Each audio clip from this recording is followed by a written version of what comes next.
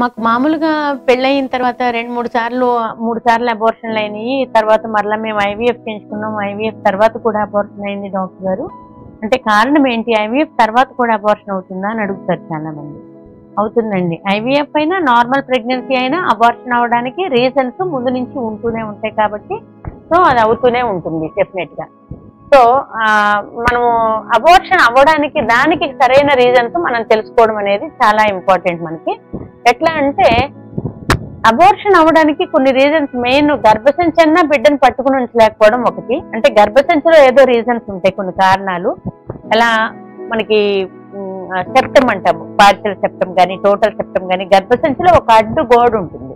అట్లాగే కొన్ని చోట్ల పాలిప్స్ ఉంటాయి, ఫైబ్రాయిడ్స్ ఉంటాయి. అంతకుముందు ఇన్ఫెక్టెడ్ యూట్రస్ అంటే టీబీ అట్లాంటివి వచ్చినప్పుడు ఒక్కొక్కసారి యూట్రస్ లోపల కొంత స్ట్రక్చర్స్ ప్రాబ్లమ్ అయిపోవడము, నెక్రోసిస్ అంతా కూడా ఇన్ఫెక్టివ్ గా ఉండిపోవడము, స్లవింగ్ అట్లాంటివి కొన్ని కూడా జరగచ్చు. ఎండోమెట్రైటిస్, ఆ తర్వాత ఇంకేదైనా ప్రాబ్లమ్ ఎలాంటి అయినా ఉండొచ్చు, లేదంటే ఇన్ఫెక్షన్సే కావచ్చు, లేదంటే ఏదైనా congenital malformations of the uterus అంటే పుట్టుకతోనే తల్లి గర్భంలో ఉన్నప్పుడే యూట్రస్ కి కొన్ని ప్రాబ్లమ్స్ ఉండడము, ఇట్లాంటివన్నీ ఉండడం వలన ఒక్కొక్కసారి ఫస్ట్ మామూలుగా ప్రెగ్నెన్సీ వస్తుంది, ఆ కారణాల వలన అబార్షన్స్ అవుతూ ఉంటాయి.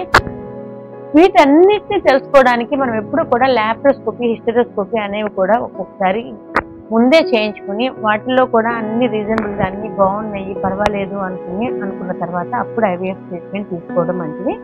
ఐవీఎఫ్ అయిన తర్వాత కూడా మనకి ఈ యొక్క రీజన్స్ అన్ని అవాయిడ్ చేసి మన గర్భసంచి అంతా బాగుంది, చాలా బ్రహ్మాండంగా ఉంది, లోపల యూట్రైన్ బ్లడ్ సప్లై బాగుంది, అలాగే మ్యూకోజా బాగున్నాయి, పాలిప్స్ లేవు, ఫైబ్రాయిడ్స్ లేవు, చిన్న అతుకులు ఏమీ లేవు, అడ్హెషన్స్ లేవు, అంతకుముందు ఇన్ఫెక్షన్ లేదు, అన్ని కూడా తెలుసుకున్నా కూడా అబార్షన్ అయితే మోస్ట్ ప్రాబబ్లీ ఏమైనా క్రోమోజోమల్ అనామలీస్ కూడా ఉండొచ్చు.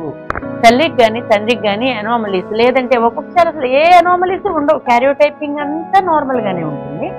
కానీ సింగిల్ జీన్ డిఫెక్ట్ కానీ లేదంటే మల్టిపుల్ జీన్ డిఫెక్ట్ కానీ ఇట్లాంటివి ఏదైనా సరే, ఏమైనా డిలీషన్స్ క్రోమోజోమల్ అంటే అన్ని క్రోమోజోమ్స్ 1 నుంచి 23 వరకు మనకు ఉంటాయి కాబట్టి వీటన్నిటిలోనే ఎక్కడో ఒక చోట ఏదైనా చిన్న ప్రాబ్లం ఉన్నా కూడా ఒక్కోసారి ఇలాంటి అబార్షన్స్ జరుగుతుంది. సో అవన్నీ ప్రాబ్లమ్స్ ఒకవేళ రికరెంట్ గా ఇట్లా ప్రాబ్లమ్స్ అవుతుంటే మనం కొన్ని ఎక్స్క్లూడ్ చేయాలి. ఫైబ్రాయిడ్స్ ఏమైనా ఉన్నాయా, ఎడెనోమయోసిస్ అంటే గర్భసంచి ఎనార్మస్ గా ఆ లోపల మయోమెట్రియల్ టిష్యూ అంతా కూడా బాగోకుండా సరిగా లేకుండా మనకి అన్వాంటెడ్ కండిషన్ లో ఉంది, ఎడెనోమయోసిస్ అంటే బాగా ఉబ్బుగా ఉండి గర్భసంచి ప్రాబ్లం వచ్చిందా, లేకపోతే ఎండోమెట్రియంలో ప్రాబ్లమా, మయోమెట్రియంలో ప్రాబ్లమా, ఇంకేమైనా ప్రాబ్లమ్, ఇవన్నీ కూడా చూసుకుని ఆ ప్రాబ్లమ్స్ ఏవీ లేకుండా ఉంటే జీన్ డిఫెక్ట్ ప్రాబ్లం అనుకుని మనం ప్రీ జెనెటిక్ స్క్రీనింగ్ అంటే పీజీఎస్, ప్రీ జెనెటిక్ స్క్రీనింగ్ అనేది మనం చేయించుకుని ముందే మంచి ఎంబ్రియోని ఏరుకుని ఎంబ్రియోలో ఎలాంటి ప్రాబ్లం లేదు అని నిర్ణయించుకున్న తర్వాత మీకు ఆ ఎంబ్రియోని ట్రాన్స్ఫర్ చేస్తే